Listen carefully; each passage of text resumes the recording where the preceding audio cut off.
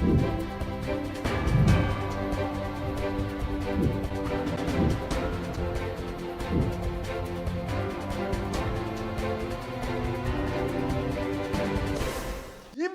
meus queridos, sejam todos bem-vindos a essa nossa aula e ó, é aquele acordo. O combinado não sai caro, não. Se a gente combinou uma coisa, não pode depois descombinar.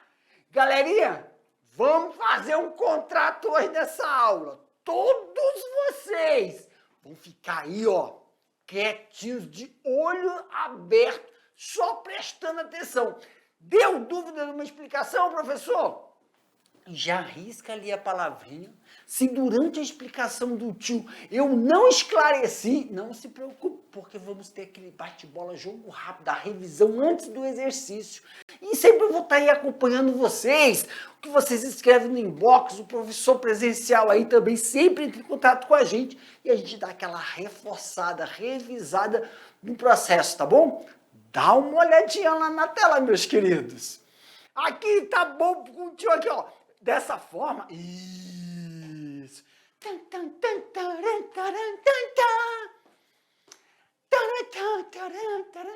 Ok. Cadê minha canetinha? Cadê minha canetinha? Eu quero essa aqui. A aula é colheitas. Aula 21. Fatores que influenciam a colheita. É mesmo, né, Sâmio? Aula passada nós estávamos falando de nutrição, do solo, adubação, depois poda, todas as características da poda, a importância das podas, agora a colheita. Nós vamos ver o que em relação às colheitas? Nós vamos ver a habilidade de entender como realizar uma adequada colheita no sistema SAFs. Muito interessante. Primeiro, colheitas. O planejamento da colheita assume grande importância, sendo necessário ao produtor ter informações sobre. Step by step, vamos devagarinho. Quais são as informações que se faz necessário que o produtor já tenha antes de iniciar o processo de colheita? Então, a gente está vendo aqui, ó,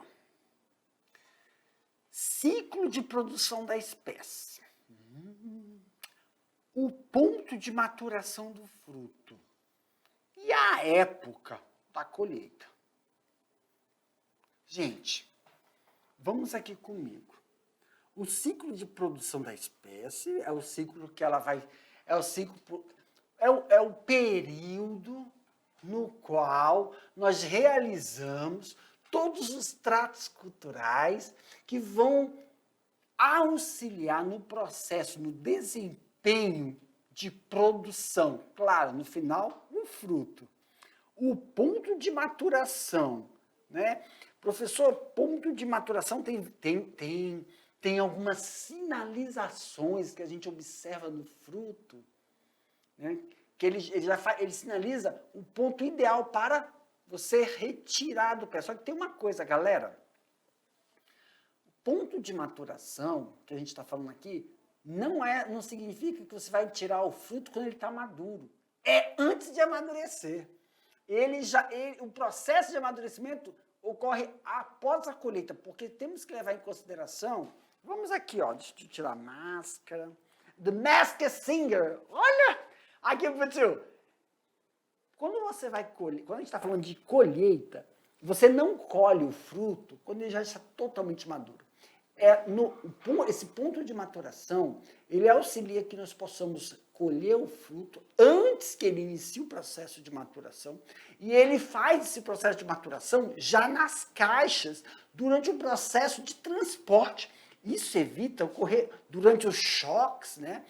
Muitas vias não são asfaltadas, quando elas são asfaltadas pode ter buraco, ou então até o processo de carregar e descarregamento das caixas podem favorecer alguns choques nos frutos, e isso deprecia, e a depreciação do fruto também vai culminar no impacto econômico, valor desse fruto. não é isso? Então, a gente vai ver que esse ponto de colheita tem que ser organizado de que forma, professor? Quando você conhece, né, o desenvolvimento da espécie, e é claro, a regra não é para todos os frutos, são mais aqueles frutos carnosos, os frutos que tem que tomar mais cuidado para realizar o processo de transporte. Nós vamos ver passo a passo deles. E também, a época de colheita. Por quê, professor? Porque aí essa questão está relacionada somente com espécies que nós plantamos em período chuvoso. Lembra? Tanto quanto os frutos, eu estou falando da fruticultura, mas também das leguminosas. Lá na produção de soja, na produção de milho, ela tem que lembrar que os grãos, de forma geral, os grãos, para você colher, tem que ter um teor de umidade no grão. Esse teor de umidade favorece com que na hora que você for realizar o armazenamento no silo, mantenha um teor de umidade para entrar em hibernação. Hibernação, na verdade, é assim, para não estimular o processo de quebra de dormência. E o que isso tem a ver com o clima, professor? É porque se a colheita, né, for realizada em época chuvosa, isso pode prejudicar o processo de armazenamento, que significa conservação dos grãos, conservação dos frutos, até o processo de venda, até o escoar, até chegar aonde? No supermercado. Então, isso pode prejudicar o processo de conservação. Vamos ver isso passo a passo, tá bom? E isso, é claro, quando a gente fala dentro de um sistema, o quê, professor? Um sistema tradicional. Só que agora nós estamos envolvendo o processo de colheita dentro de um sistema de safras, que o ambiente é totalmente diferente, porque nós podemos encontrar um ambiente quente, úmido, abafado, que favorece a produção dos hormônios, que realizam o processo de amadurecimento lá do pendúnculo do fruto. Vamos lá, então? Aumenta para mim aqui, diretor. Então, olha só, galera. Nos sistemas, nos SAFs, né, sistema de agroflorestais, a variedade de componentes leva à ocorrência de espécies com ciclos de reprodução diferentes, o que acaba influenciando a programação da colheita. Um exemplo é o caso do açaí, cujo ciclo de produção começa entre 3 a 4 anos, com o florescimento ocorrendo durante todos os meses do ano. Após a fecundação das flores, entre 5 e 6 meses, os frutos estarão prontos para a colheita. Deixa eu assinalar aqui, eu sempre esqueço de apertar para passar logo isso aqui. Ok, volta. Não, eu vou voltar. É que eu li isso aqui, me chamou atenção uma coisa, amigo. Me chamou atenção. Vamos ler de novo? Vamos ler de novo. Olha só, eu estava falando, vou voltar aqui, que o processo de colheita, o produtor tem que ter essas informações, o ciclo de produção, ponto de maturação e colheita. Aí eu falei quais são os fatores que podem interferir nessas informações. Aí quando eu vim para cá, vamos ler junto aí, ó. No sistema SAF, a variedade de componentes que leva à ocorrência das espécies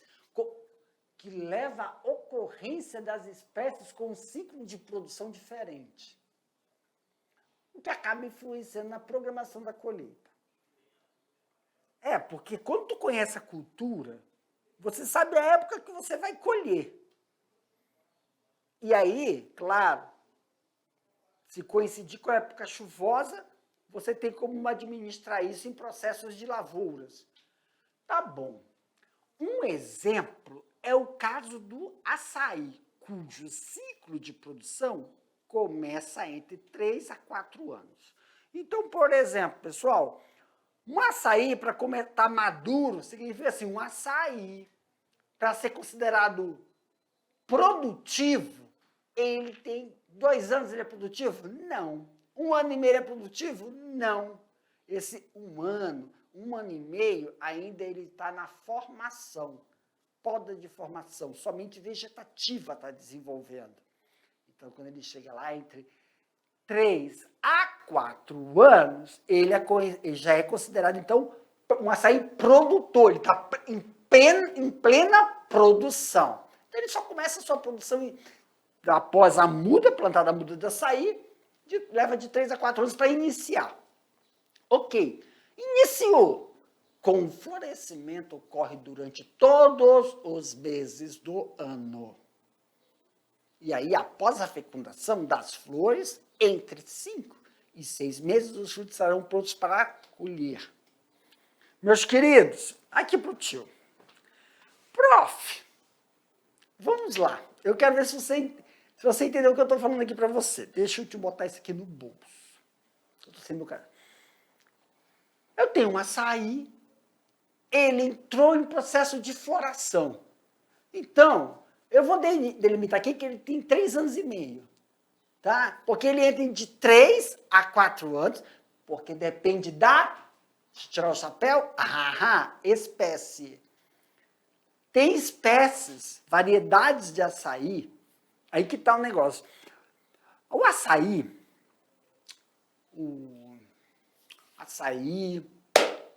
Outra... sabe? O coco... Tadinho do Sam, deixa ele doido. O açaí, o coco, o açaí, eles vão produzir, vamos colocar em média aí, 3 anos. Só que aí depois de 3 anos, ele está em plena produção, ele vai produzir flores o ano todo. É diferente da manga, é diferente do caju. Essa época é a época da manga, que ela vai florir. A época do caju, que também vai florir. Então, tem uma época determinada. O açaizeiro, não. Ele começa a florir, a produzir, a partir de 3, 4 anos. E aí, todo mês, entre 3, todo mês vai ocorrer floração.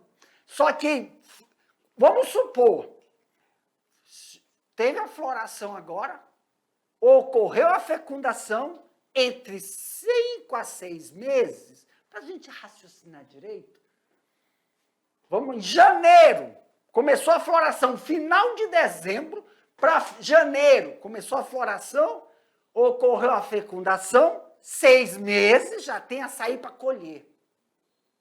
Só que até o açaí para colher, outros galhos, outras pencas vão formar flores. Professor, como é que eu faço para padronizar? Eu ia falar uma besteira agora, mas eu vou falar o que eu pensei. Mas Deus fala para mim assim, Jefferson, quando a gente peca só na mente, não é pecado. Agora, pecado é quando tu pensa e... Como é que fala? Você vai proferir, né? Proferir. Você ainda falou. Eu falo por quê? Porque hoje eu não tomei meu remédio. Eu ia falar assim, ó, homogeneizar. E homogeneizar? Como é que eu vou padronizar esse sistema? É muito simples, meus queridos.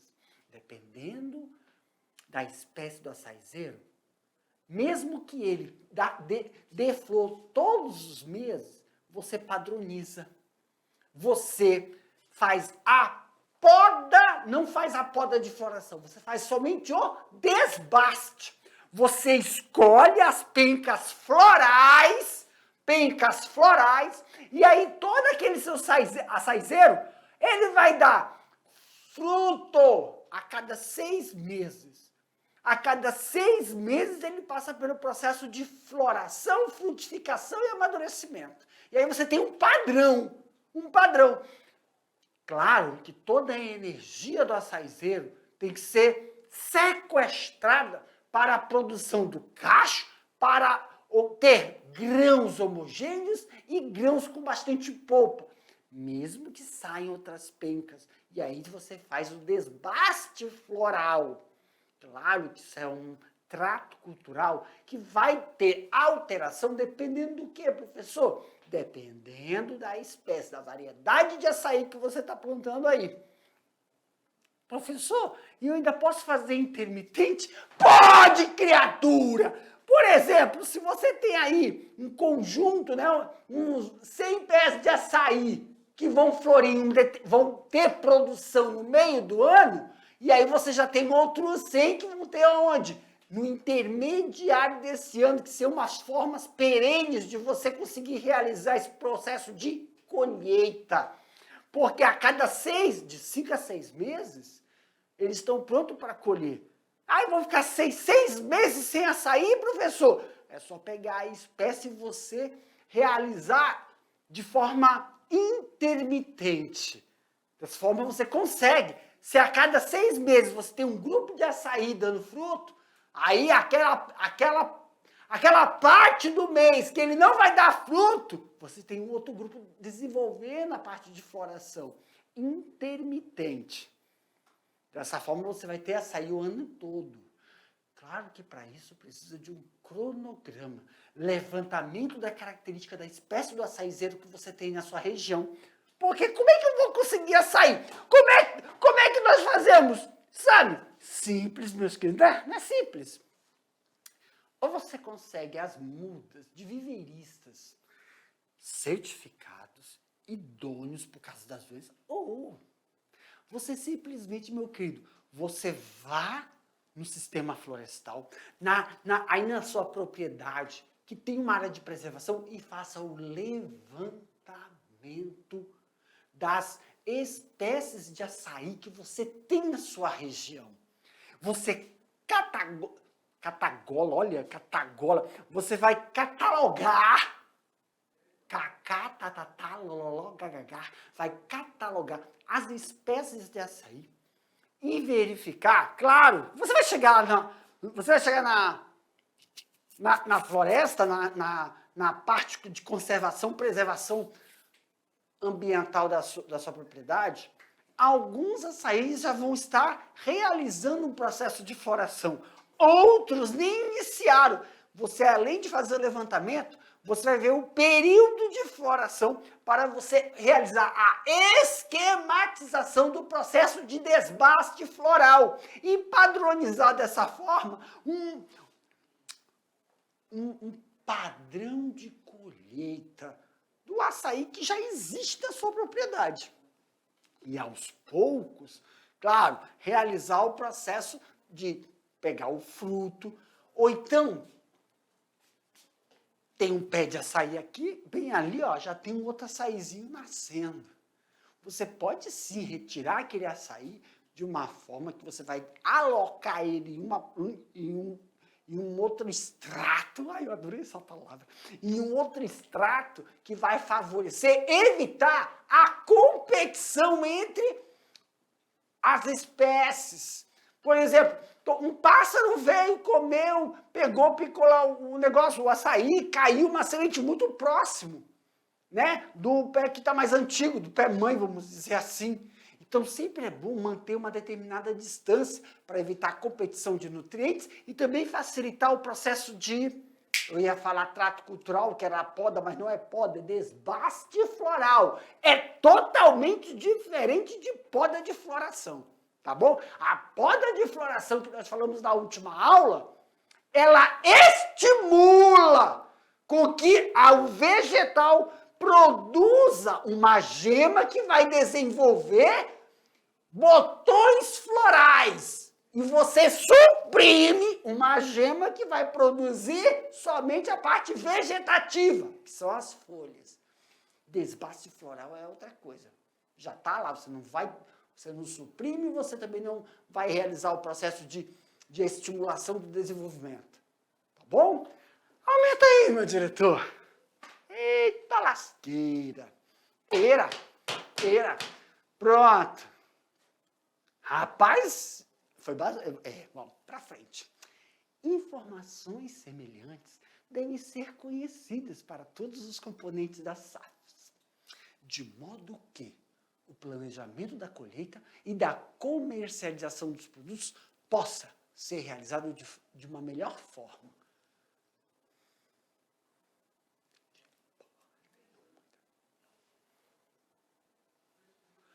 Gente, professor, oi, o senhor quer comentar? Vamos. Tomei remédio mesmo. Informações semelhantes devem ser conhecidas. Ah, para os componentes das SAFs. Meus queridos, aqui pro tio. Claro que o exemplo que eu falei para vocês ali, o exemplo do açaizeiro, mas quando a gente fala informações semelhantes, nós devemos realizar dentro do processo da SAF, nós temos que entender que SAF, nós temos ali a fauna e a flora, animais e vegetais que são considerados... Como é que é? Gente, me fugiu a palavra. Como é que é? A fauna e a flora que são animais, são vegetais nativos. Nativos. Já ali foi a própria floresta com auxílio das aves, do cano, da arara, do periquito, da anta, que pegou aquela semente, carregou, comeu, aí defecou juntamente com a semente, realizou o processo de semeadura. Você não vai fazer, eu dei um exemplo como se fosse do açaí, mas existem árvores nativas que não são frutíferas. Existem árvores nativas que realizam o quê, professor? A importância ecológica do processo de sombreamento, a importância ecológica de fazer produção de folhas que vão auxiliar no processo de cobertura, fazer cobertura morta na selva, cobertura morta, né? Palha, folhas, que vai agregar no processo de desenvolvimento dos micro-organismos daquele solo, que tem aí uns 40 a 60 centímetros de profundidade, riquíssimo em matéria orgânica, que é para alta subsistência, não só para os vegetais, mas bem como para os micro-organismos, principalmente bactérias e fungos, que tem... Como é que é? Fazer esses levantamentos em relação aos componentes de SAFs de interesses farmacológicos, de interesses farmacológicos, de interesses de equilíbrio da biodiversidade, porque existem outros animais que estão, né, ainda estão dentro do processo de evolução, coevolução com os vegetais, não só no processo de ter o seu habitat, mas no processo de alimentação, processo de reprodução, porque não só os vegetais não estão ali somente para retirar nutrientes da planta, produzir óleos, produzir folhas. Aumenta aqui para mim, meu diretor. Produzir óleos, produzir resinas, óleos, resinas, né? Para a parte farmacológica, mas auxiliar os animais dentro dos seus habitats, dentro dos seus nichos ecológicos, aonde eles realizam a demarcação, né, do seu processo de reprodução. Então, também levantar essas características são muito importantes, são manutenção da biodiversidade. Porque eu não posso retirar um exemplar de um lugar para o outro sem levar em consideração esse processo, porque senão eu posso causar, sim, um desequilíbrio, tá? Em relação aos animais que dependem de determinados vegetais e os vegetais que dependem desses animais. Não só vegetais, né, Jefferson? Não. Também tenho que lembrar que existe todo um processo de controle quando eu falo controle, são as interações interespecíficas. As interações interespecíficas estão relacionadas com o processo de presa e predador. Isso que causa o equilíbrio, né, do sistema ecológico. Ok, prof, vamos para frente. Os parâmetros, então, quais são esses parâmetros, professor? Os parâmetros utilizados para a colheita dos frutos. Então, aqui, pessoal, porque é diferente. Aqui, na aula, eu vou exemplificar em árvores frutíferas, tá bom? Depois a gente vai falar dessas árvores que não dão fruto. mas produzem folhas para chá, resinas, óleos terapêuticos, tá bom? Aí é outro processo. Vamos então. Quais são, então, professor, esses parâmetros que devemos levar em consideração? Parâmetro da espécie. Isso eu expliquei lá no açaí. Conhecer as características da espécie, processo de desenvolvimento. Como assim processo de desenvolvimento? Quanto tempo leva para ser produtivo? Quanto tempo aquele açaí? Quanto tempo a castanhola? Quanto tempo o tucumanzeiro? Quanto tempo a jaqueira? Quanto tempo a andiroba? Leva para estar na fase adulta de produção. Cultivar. Por quê, professor? O que tem que cultivar? Porque existem vários tipos de espécies de açaí, com quantidades maiores ou menores de propriedades de vitaminas, tamanhos do grão, então variedades. Quando a gente fala cultivar, dentro da cultivar do açaí tem variedades.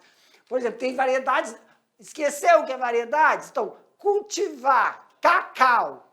Existem variedades de cacau. Café, cultivar do café. Tem variedades do café, vários tipos, né? E aí a gente tem manga, tem vários tipos de manga. Banana, tem várias variedades de banana. Cultivar banana tem variedades. Nós temos que fazer um levantamento também. Ou o cupuaçu que está aí na nossa foto. Variedades. Local de produção. Realizar o levantamento do local de produção. O que é realizar o local de produção? Tipo, tio, você entrou lá no SAF, você deu uma olhada na floresta, você identificou determinada planta nativa. E ela está dentro de um extrato. Aí tem que fazer o levantamento se entre uma variedade e outra existe um espaço limitante para evitar ocorrer a competição, fazendo com que uma variedade mais desenvolvida impeça o desenvolvimento da outra, para você ver como você vai fazer essa distribuição na floresta sem causar danos ao sistema. E também as condições climáticas. Professor, me lembra, pelo amor de Deus, o que tem que dizer condições climáticas? Você sempre tem que pensar uma coisa. Agora não tem nada a ver com amadurecimento de colheita. Condições climáticas, quando a gente fala de plantas que estão dentro do sistema SAF, é o sombreamento. Plantas maiores, árvores enormes. Por exemplo, tá vendo essa árvore aqui, ó? Essa aqui? Olha o tamanho da copa dessa árvore. Significa o quê, professor querido? Que se essa árvore aqui tiver um fruto, cair bem aqui, ó, puf, dentro do raio da copa dessa árvore, ela não vai permitir que o próprio fruto se desenvolva. Por quê? Porque ela consegue inibir isso, através do processo de sombreamento, inibir o desenvolvimento daquela, vai ocorrer o estiolamento. Para quem quer produtividade, não consegue. Então, quando a gente quer ver local de produção e condições climáticas, envolve tudo isso. Uma coisa é sombreamento, outra coisa é incidência solar. E aí faz aquelas podas que nós falamos na última aula, tá bom? Aumenta aqui, diretor.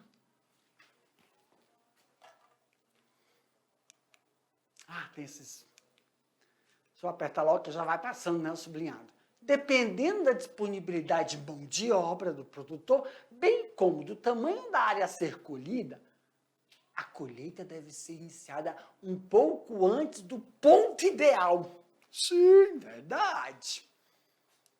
Deste modo, o seu término, quer dizer, o processo de amadurecimento ocorrerá logo após esse ponto. Isso evita a colheita de frutos excessivamente maduros, que poderão sofrer muitas perdas após colheita.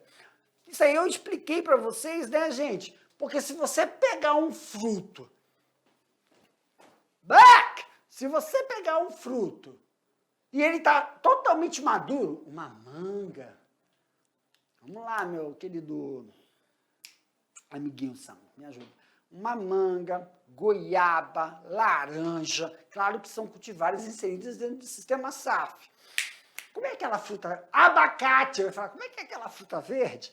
Abacate! Porque são frutas, pessoal, que muitas vezes, durante o processo de transporte, durante o processo de colher, transportar e levar para o armazenamento, do armazenamento, eu quero usar aquela palavrinha chique, eu só estou pensando, você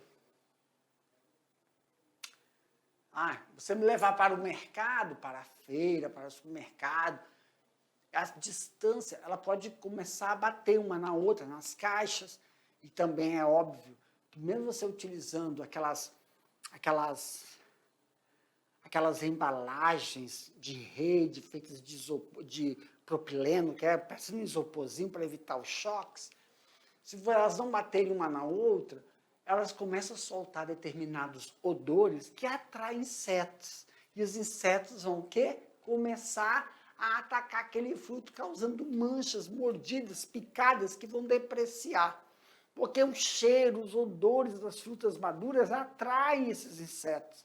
Então, o que é recomendado, professor? Realizar as colheitas antes do ponto ideal, para que dessa forma, quando entrar no processo de amadurecimento, o fruto já esteja no local ideal de armazenamento ou mesmo no local para venda, tá bom? Sempre levando nessas considerações. Tá bom, eu já vi. Alguém pode estar falando aí, mas professor, o senhor tem que lembrar também que existem técnicas, né? Técnicas que você interfere no processo de amadurecimento. Você diminui com que ocorra a liberação desses hormônios. Porque quando a gente colhe, nós não permitimos que os hormônios que vão amadurecer o fruto entrem lá e façam sua função. Mas temos que lembrar que dentro do processo ocorre a formação de determinados gases que auxiliam no processo de amadurecimento, que ocorre com a manga. Com a manga não, desculpa, com a banana. Errei. Mas, meus queridos, tem que levar em consideração que o que nós estamos falando são frutas de árvores nativas. Eu estou dando o exemplo de árvores de frutíferas do sistema tradicional, estamos transpondo isso para um sistema de SAFs. Em sistema de SAFs, nós não podemos usar nada que interfira no processo natural do desenvolvimento. Tá bom? Aumenta para mim, meu diretor. Em pequenos sistemas agroflorestais, com componentes frutíferos, a colheita pode ser realizada diariamente, de acordo com a mão de obra disponível. Mas, meus queridos, só eu vou perder um amigo, mas você sabe que isso eleva o custo, né? Porque é uma mão de obra especializada. Não é todo mundo que sabe colher açaí. Da mesma forma que não é todo mundo que sabe colher aí, ó, milho. Debulhar o milho, fazer do milho milagre do pão. Ainda bem que eu sou professor, porque cantor, pelo amor de Deus.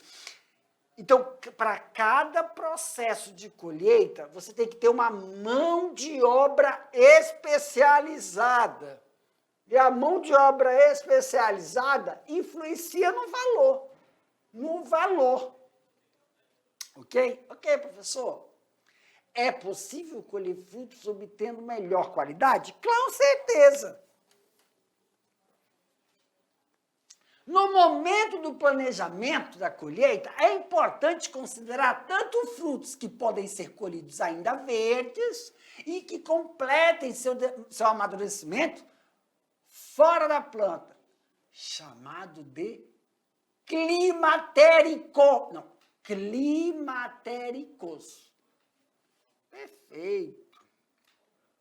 O conhecimento desse comportamento das espécies é importante, já que interfere no armazenamento, na conservação dos frutos. Eu tinha falado anteriormente sobre isso, né? É muito importante levar isso em consideração. Os frutos, frutos climatéricos são aqueles que no final do período de maturação apresentam uma um marcante aumento na taxa de respiração. Apresentam um marcante aumento na taxa respiratória, provocado pelo aumento da produção do etileno. Gente, como eu falei no outro slide, né? São produções de alguns determinados gases, aqui no caso é o etileno, mas aí, ó, marcante aumento na taxa respiratória. Na verdade, é de transpiração, tá? Transpiração vegetal, faz esse processo de transpiração. Exemplo de frutos climatéricos que produzem muito etileno e auxiliam nesse processo de amadurecimento. Tomate, caqui, maracujá, maçã, abacate, melão, banana, manga e mamão. Professor, isso é importante porque dessa forma nós podemos fazer técnicas para amenizar o acúmulo desses gases que podem desfavorecer o processo de preservação do ponto verde do fruto até que ele esteja disponível nas bancadas de venda, né? Nossa, tem manga aí. Aqui é só mais um exemplo, né? Que é o...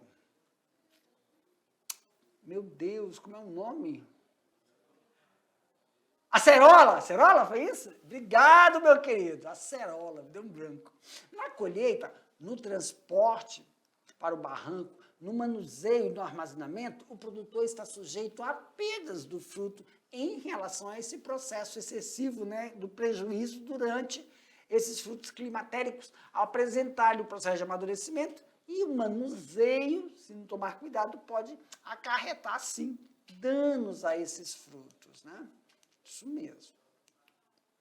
O transporte da produção, seja por veículo automotor ou por tração animal, deve ser feito com devidos cuidados. Evitar o transporte de grande volume de frutos, pois pode causar perdas de quantidade ou qualidade. E essas perdas de quantidade ou qualidade podem... Acontece o quê, professor? Quando a gente fala, eu queria entender, qual o prejuízo financeiro de quantidade? Aqui para mim, prejuízo financeiro de quantidade significa uma coisa. Quando você já faz a formação do pomar, utilizou o adubo, utilizou todas as técnicas para formar o pomar, você já prevê uma quantidade de sacas. Quantas sacas você vai colher desse pomar? E cada saca tem uma quantidade de fruto. Vamos lá, saca de laranja, saca de manga, quantas sacas? E aí já tem um valor, uma perspectiva. Se diminuir a quantidade de números, né, como está falando aqui, a quantidade de laranja, a quantidade de manga, a quantidade de cupuaçu, diminui a quantidade, então você não chega ao esperado valor. E se você depreciar? Aí não é a quantidade, é a mensuração do valor. Cada fruto, por exemplo, a manga, a banana, o mamão, se tiver um machucado, não é isso? Muita mancha, vai depreciar o valor do fruto, da unidade, que também vai proporcionalmente diminuir o valor, mas não é em quantidade, é em mensuração, por causa da qualidade da visão. A visão também, quando você chega num balcão de supermercado, de uma feira livre, o que a gente vê? A coloração do tomate, a uniformidade, o tamanho, a suculência. Isso dá uma mensuração, agrega valor. O limão, aquele limão que você pega bem lisinho, casca bem lisinha. Todo mundo sabe que se pegar um limão de casca bem lisinha, tem mais suco. O limão mais áspero, ele é mais seco. Então, isso dá como você... É uma mensurar um valor. Isso não entra na qualidade, tá bom? É da mensuração. Galerinha, Com isso, a gente finaliza aqui a nossa aula, tá? Sobre colheita, mas não se preocupe, daqui a pouco o Sâmio, eu, retornamos aqui para fazer aquele bate-bola, jogo rápido sobre o assunto, porque aí depois vem aquelas atividades. E aí depois a gente volta para corrigir, tudo bem? Então, aguarda aí, já estamos voltando para fazer o bate-bola. Tchau!